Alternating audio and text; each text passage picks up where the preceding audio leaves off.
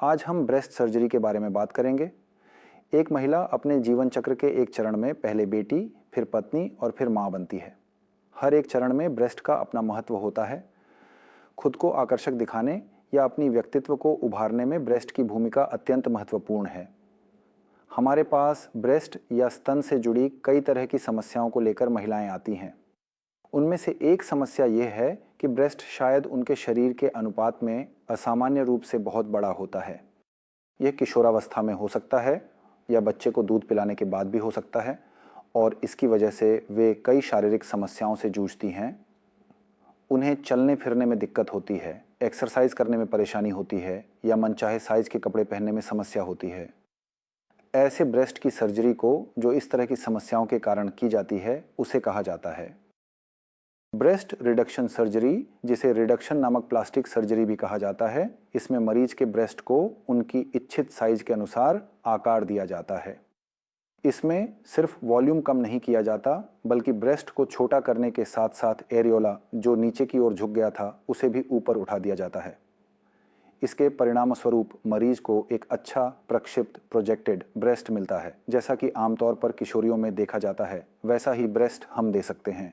80 में सही एक और सर्जरी है जिसमें ब्रेस्ट बहुत छोटा हो जाता है या किसी का जन्म से ही ब्रेस्ट काफ़ी छोटा होता है या फिर थोड़ी उम्र बढ़ने के बाद या दूध पिलाने के बाद कई बार महिलाओं के ब्रेस्ट छोटे हो जाते हैं, लेकिन हम उसे बड़ा भी कर सकते हैं। ऐसे मामलों में हमें इम्प्लांट का इस्तेमाल करना पड़ता है।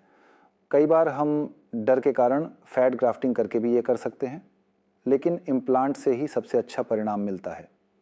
ब्रेस्ट इम्प्लांट हम सिर्फ त्वचा के ठीक नीचे, जैसे कि कुछ लोग सोचते हैं, वैसे नहीं लगाते, बल्कि इसे ब्रेस्ट की संरचना के ठीक ऊपर लगाया जाता है।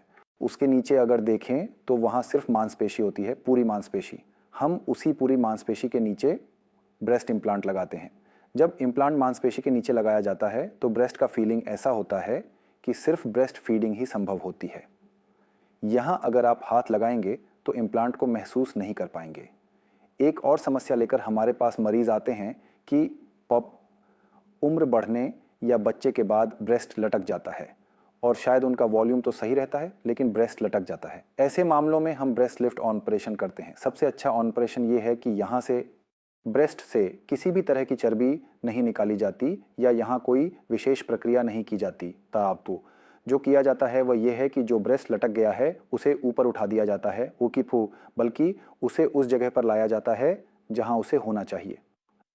यही है ब्रेस्ट सर्जरी। इस समय महिलाएं और भी एक सर्जरी करवाना चाहती हैं। वह ये है कि जब ब्रेस्ट का आकार बहुत बड़ा हो जाता है या वह सही नहीं रहता, ऐसे मामलों में निप्पल रिडक्शन सर्जरी की जाती है। यह सर्जरी हम ब्रेस्ट लिफ्ट सर्जरी के साथ साथ कर सकते हैं। एक और तरह की समस्या लेकर भी मरीज हमारे पास आते हैं। इसे ब्रेस्ट की कॉस्मेटिक सर्जरी भी कहा जा सकता है और रिकंस्ट्रक्टिव सर्जरी भी, डर्मोपक्टिव।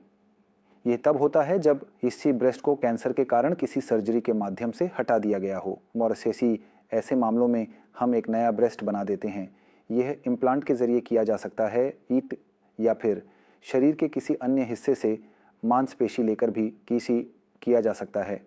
हमारे पास आमतौर पर 15 साल से 55 साल की महिलाएं ज़्यादा आती हैं और वे जो सवाल सबसे ज़्यादा पूछती हैं वह ये है कि इस सर्जरी के बाद क्या दाम्पत्य जीवन में कोई समस्या होगी, या संवेदना सेंसेशन में कोई दिक्कत आएगी, या अगर कोई बच्चा चाहती हैं तो क्या वे गर्भधारण कर पाएंगी या दूध पिला पाएंगी या नहीं। ये सवाल अक्सर पूछे जाते हैं। हाँ, सेंसेशन के मामले में 70% मामलों में कोई समस्या नहीं होती। दूध पिलाने के मामले में भी 70% मामलों में कोई दिक्कत नहीं होती। और एक और बात जिसे लेकर मरीज पूछते हैं वह यह है कि क्या इम्प्लांट में कोई समस्या आती है।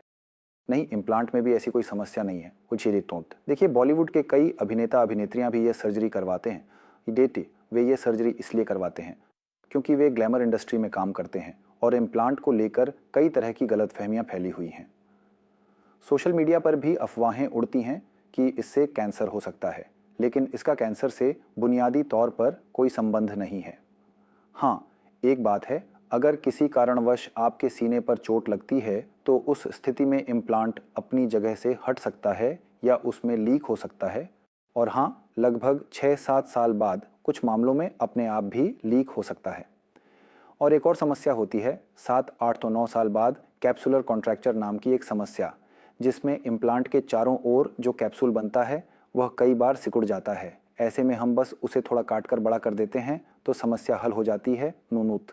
और अगर आप इसके बाद भी साइज से संतुष्ट नहीं हैं या और बड़ा करवाना चाहते हैं तो आपकी यह इच्छा भी पूरी की जा सकती है। अभी कुछ दिन पहले ही एक महिला आई थी जो 11 साल बाद अपना साइज और बड़ा करवाना चाहती थी, तो हमने वह भी कर दिया। ऐसी तरह की समस्याएं हो सकती हैं।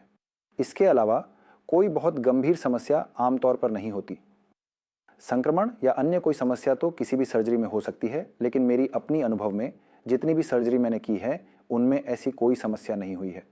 हमारे देश में भी अब ये सर्जरी काफ़ी हो रही है, पहले शायद इतना ज़्यादा नहीं होता था। बहुत लोग पूछते हैं कि हमारे देश में जो क्वालिटी है वह कैसी है, तो निश्चित ही यह विश्व स्तरीय क्वालिटी है, क्योंकि वह सोसिम यह सर्जिकल ट्रेनिंग हम देश और विदेश दोनों जगहों पर करते हैं और अब हम अपने देश में ही हैं कर रहे हैं। हाँ, कई लोग फिर से पूछते हैं कि ये इम्प्लांट्स क्या हमारे देश में बनते हैं या विदेश से आते हैं, तो निश्चित ही इम्प्लांट्स विदेश से ही मंगाए जाते हैं। बांग्लादेश में कोई इम्प्लांट नहीं बनता। जिस इम्प्लांट का इस्तेमाल विदेशों में लोग कर रहे हैं, हम भी वही इम्प्लांट इस्तेमाल कर रहे हैं मौसमते, और इसकी लागत भी अन्य देशों की तुलना में बहुत कम है। हमारे देश में यह मिडिल क्लास लोग भी अफोर्ड कर सकते हैं। धन्यवाद।